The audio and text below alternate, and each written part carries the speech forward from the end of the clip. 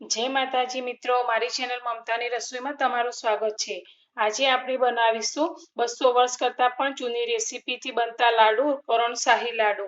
तो अत्यारे गणेश चतुर्थी नजीक आवी रही है, त्यारे आपणे आ रेसिपी तमारी साथे हूँ शेर करी रही छूं। तो आज आपणे करणशाही लाडू बनावीशुं। जो आ लाडू तमने क्यांक अमुक जग्याए जोवा मळे छे। तो लाडू बनाववा माटे मैं अत्यारे चणानो झीणो लोट लीधो छे, जे 2 वाटकी जेटलो लीधो छे अने वजનમાં તે 200 ग्राम छे। तो આપણે આ લોટને હવે એક બીજા વાસણની અંદર લઈ લઈશું। તો આ લાડુ ખાવામાં ખૂબ જ સ્વાદિષ્ટ બને છે। આ લાડુ બનાવવા માટે આપણે જે સામગ્રી જોઈએ છે તે હું તમને આગળ જણાવતી જઈશ ને આપણે લાડુ બનાવીશું। તો અત્યારે પહેલા આપણે આ 2 વાટકી અને 200 ગ્રામ બેસન લીધું છે। તો તેની અંદર આપણે પાણી રેડી અને એકદમ પાતળું ખીરું તૈયાર કરીશું। लोट में આપણે પહેલા થોડું પાણી રેડીશું। પાણી થોડું થોડું રેડતા જઈ અને આપણે આ ખીરું તૈયાર કરીશું, જેથી અંદર ગાંઠા ના પડે।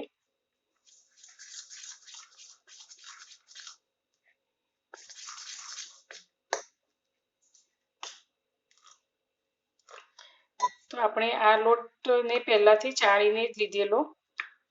તો આ રીતે આપણે સારી રીતે મિક્સ કરતા જઈશું અને તેનું એકદમ પાતળું ખીરું તૈયાર કરીશું। આપણે લોટનું એકદમ પાતળું આવું ખીરું તૈયાર કરી લીધું છે। તમે જોઈ શકો છો આપણે જે રીતે ગોટાનું ખીરું બનાવીએ છીએ તેના કરતાં પણ એકદમ પાતળું ખીરું આપણે તૈયાર કરવાનું છે। તો મિત્રો, તમને મારી આ રેસીપી જો પસંદ આવે તો વિડીયોને લાઇક, શેર અને સબસ્ક્રાઈબ કરવાનું બિલકુલ ભૂલતા નહીં અને વિડીયોને સ્કીપ કર્યા વગર પૂરો જોજો। અધૂરો વિડીયો જોવાથી આપણી રેસીપી બગડી શકે છે। ગેસ પર આપણે એક કડાઈને ગરમ કરવા મૂકી છે। તો તેની અંદર આપણે 2 વાટકી જેટલું ઘી લઈશું। તો તમે ઘીની જગ્યાએ તેલનો ઉપયોગ પણ કરી શકો છો, પરંતુ આ કरणशाही લાડુ ઘીમાં જ બનતા હોય છે। તો ઘીને આપણે ગરમ થવા દઈશું। તો અત્યારે આપણે આ ઘીની અંદર બુંદી પાડવાની છે। ઘી આપણું સારી રીતે ગરમ થઈ ગયું છે। તો ગેસની ફ્લેમ અત્યારે આપણે મીડિયમ કરી લઈશું અને ઉપર આ રીતે એક જારો લઈશું અને જારાની ઉપર આપણે બનાવેલું ખીરું આ રીતે રેડીશું, જેથી એકદમ સરસ બુંદી આપણી તૈયાર થશે।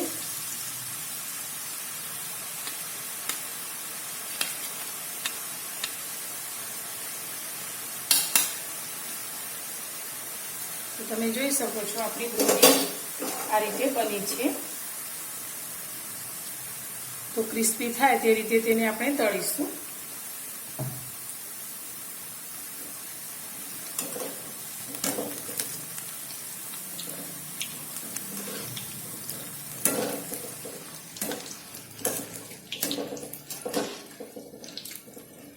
બુંદી આપણી સારી રીતે આ રીતે તળાઈ ગઈ છે। તો હવે આપણે તેને ઘીમાંથી બહાર કાઢી લઈશું અને આ જ રીતે આપણે બનાવેલા ખીરામાંથી બધી જ બુંદીને તૈયાર કરવાની છે।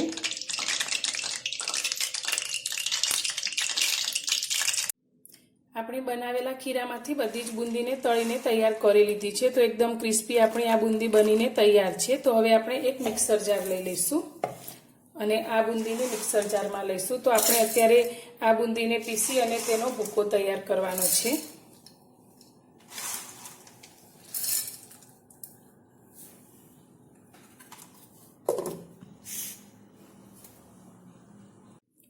બુંદીને પીસી અને મેં આ રીતનો ભૂકો કરી લીધો છે। તો આપણે આ બુંદીને ઘીમાં તળી છે। તો આ વર્ષો જૂની રેસીપી છે જે ઘીમાં જ બનતી હોય છે, પરંતુ અત્યારે આપણે ઘી બધા ઓછું ખાતા હોય છે। તો તમે ઘીની જગ્યાએ તેલમાં પણ આ બુંદીને તળી અને આ લાડુ બનાવી શકો છો।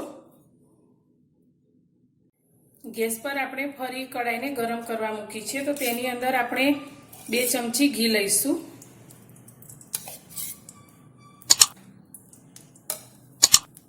તો અત્યારે તમે આ જગ્યાએ તેલ ના લેતા, કારણ કે અત્યારે આપણે ઘીનો જ ઉપયોગ કરીશું। ભલે બુંદી આપણે તેલમાં કદાચ તળી હોય તો પણ આપણે અત્યારે ઘીનો ઉપયોગ કરીશું। તો અત્યારે મેં 2 ચમચી ઘી ગરમ કરવા મૂક્યું છે। તો તેની અંદર મેં અડધી નાની વાટકી ડ્રાયફ્રૂટ લીધા છે, કાજુ અને બદામ। તે આપણે આ ઘીની અંદર સાતળી લઈશું। તો આ લાડુની અંદર જેટલો આપણે લોટ લીધો હોય તેટલા જ ડ્રાયફ્રૂટ નાખવામાં આવતા હોય છે, પરંતુ આપણે અત્યારે ઘર માટે બનાવીએ છીએ એટલે ડ્રાયફ્રૂટનો ઉપયોગ આપણે થોડો ઓછો કર્યો છે।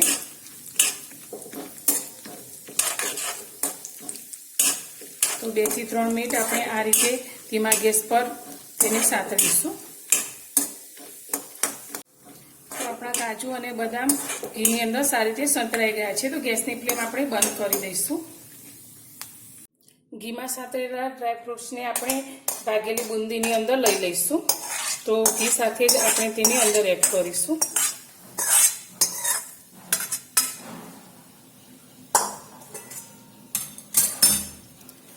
અને આપણે તેની અંદર મિક્સ કરી લઈશું. લાડુની ફ્લેવર માટે આપણે અત્યારે અડધી નાની ચમચી ઇલાયચીનો પાવડર લીધો છે, તે એડ કરીશું. તમે આખી ઇલાયચીના દાણા પણ લઈ શકો છો. હવે તેને પણ આપણે મિક્સ કરી લઈશું. હવે આને આપણે થોડી વાર માટે સાઈડમાં મૂકીશું અને આગળની એક તૈયારી કરીશું. ગેસ પર આપણે ફરી એક કડાઈ રાખીશું અને તેની અંદર આપણે પોણો વાટકી ખાંડ લઈશું. આપણે જે વાટકીથી બેસન લીધું છે તે વાટકીના માપ પ્રમાણે પોણો વાટકી ખાંડ લઈશું. તો ખાંડ તમારા ટેસ્ટ પ્રમાણે થોડી વધારે કે ઓછી પણ લઈ શકાય છે. હવે આપણે આ ખાંડ ડૂબે તેટલું જ પાણી આપણે અંદર રેડીશું. પાણી બહુ વધારે નથી લેવાનું. હવે આપણે ગેસ ચાલુ કરી અને 2 થી 2.5 તારની ચાસણી થાય તે રીતે આપણે આ ચાસણીને તૈયાર કરીશું. ચાસણી આપણી બનીને આ રીતે ઘટ થઈ ગઈ છે. તો હવે આપણે તેને ચેક કરીશું. તો આ રીતે આપણે તેને આંગળી ઉપર લઈશું. તો તમે જોઈ શકો છો 1 કરતાં વધારે તાર થવા લાગ્યા છે આ રીતે. તો હવે આપણે ગેસની ફ્લેમને બંધ કરી દઈશું. અત્યારે મેં થોડા કેસરને દૂધમાં પલાળીને રાખેલું તે આપણે ચાસણીની અંદર લઈશું. આનાથી લાડુની ફ્લેવર ખૂબ જ સરસ આવે છે. સારી રીતે મિક્સ કરી લઈશું. તો ચાસણી આપણે જે મોહનથાળમાં બનાવતા હોઈએ તેના કરતાં થોડીક વધારે ઘટ તૈયાર કરવાની છે. બનાવેલી ચાસણીને આપણે ભાગેલી બુંદીની અંદર લઈ લઈશું.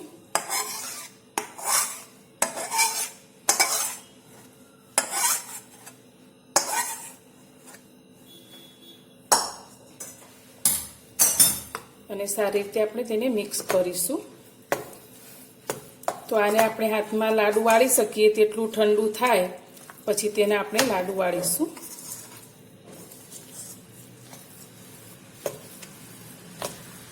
લાડુ માટેનું આપણું મિશ્રણ થોડું ઠંડુ થઈ ગયું છે. તો હવે આપણે આની અંદરથી લાડુ વાળીશું. તો મીડિયમ સાઈઝના આપણે નાના લાડુ તૈયાર કરીશું.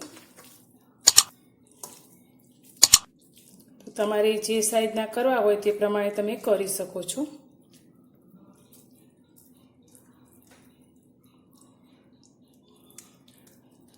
તો આ રીતે આપણે મીડિયમ સાઈઝના નાના નાના લાડુ વાળીને તૈયાર કરીશું.